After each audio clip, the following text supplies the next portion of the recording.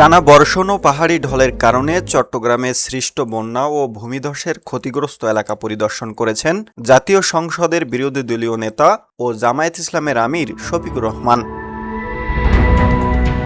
এ সময় তিনি বলেন, এই দুর্যোগে অসহায় মানুষের পাশে দাঁড়ানো সবার মানবিক ও নৈতিক দায়িত্ব।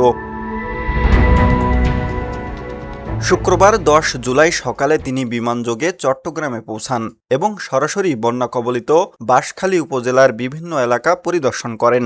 পানিবন্দী পরিবারগুলোর দুর্ভোগ সরজমিনে দেখেন তিনি। পরিদর্শনকালে জামাত আমির ক্ষতিগ্রস্ত ও পানিবন্দী পরিবারের লোকজনের সঙ্গে কথা বলেন এবং তাদের দুর্ভোগের কথা শোনেন। তিনি এ সময় ক্ষতিগ্রস্তদের মধ্যে শুকনো খাবার ও আর্থিক সহায়তা প্রদান করেন।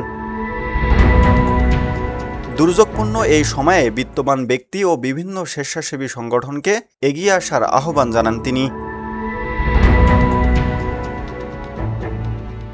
দেশের নাম্বার 1 ট্রেডিং অ্যাপ নিফটি ফার্স্টে পাচ্ছেন ট্রেডিং এর সব সুবিধা, dual exchange access, company analysis, portfolio তৈরি করা সহ আরও অনেক ইউনিক ফিচারের সাথে ট্রেড করতে ডাউনলোড করুন এক্ষুনি।